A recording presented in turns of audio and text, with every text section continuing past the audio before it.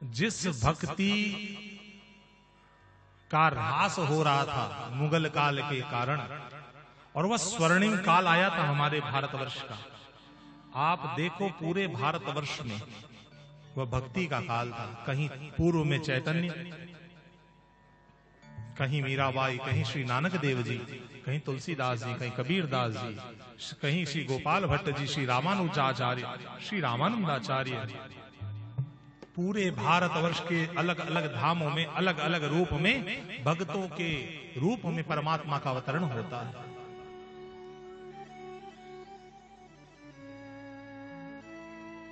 भगवान का अवतार हर रूपों में है।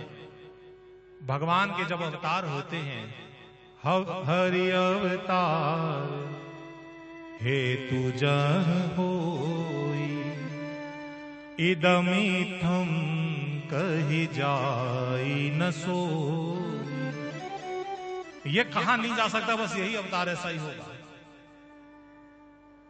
भगवान का पहले तो होता है दुष्टों को समझाने के लिए सीधे भाव से हरि के रूप में अवतार, भक्तों के रूप में अवतार होता है।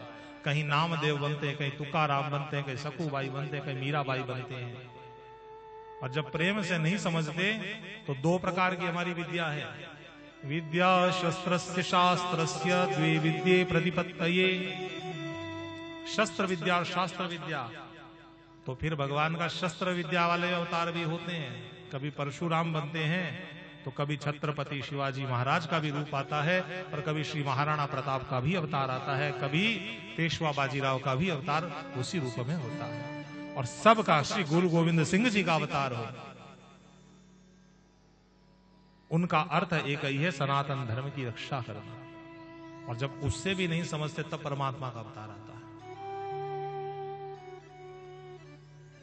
साधारण प्रोटोकॉल है, कहीं प्रधानमंत्री का कार्य हो और वो केवल मजिस्ट्रेट से ये हो जाए, डिस्ट्रिक्ट मजिस्ट्रेट से हो जाए, कलेक्टर से हो जाए, तो प्रधानमंत्री क्या करेंगे आगे?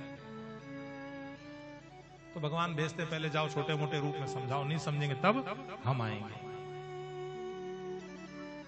और यह परमात्मा अलग अलग रूपों में आकर, अलग अलग नामों में आकर, अलग अलग भाव में आकर हमें बताते हैं कि मैं सब रूप में तुम्हारे साथ हूं, केवल तुम मुझे समझ लो। और ये श्रीमद् भागवत महापुराण हमें यही समझाना चाहते हैं। यह धर्म ग्रंथ है, और मैं आप सभी से करबद्ध निवेदन करूंगा कि इन्हें केवल आधे से ज्यादा लोग तो यही समझते हैं पंडितों का काम है, ब्राह्मणों का काम, हमारा काम नहीं है। श्री सेठ जी, जयदयाल जी गोइनका जी, श्री हनुमान प्रसाद जी पोदार जी और उनके संग कई सभी वणिक समाज थे, पर इन धर्म ग्रंथों को अपना प्राण मान रखा था उन लोगों ने।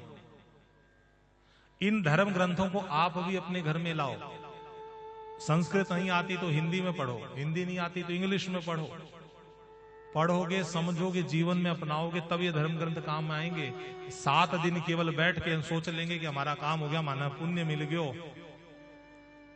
तो रेनकोट पहन के बाथरूम में कितना ही नालो भीजोगे, बिल्कुल नहीं।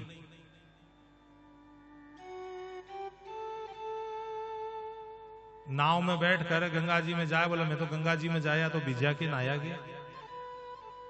7 दिन समय लगा रहे हो तो निमज्जन ऐसा करो कि जीवन तुम्हारे, ये गंगा तुम्हारे ऐसी लगे कि इसका दाग जीवन भर न छूटे।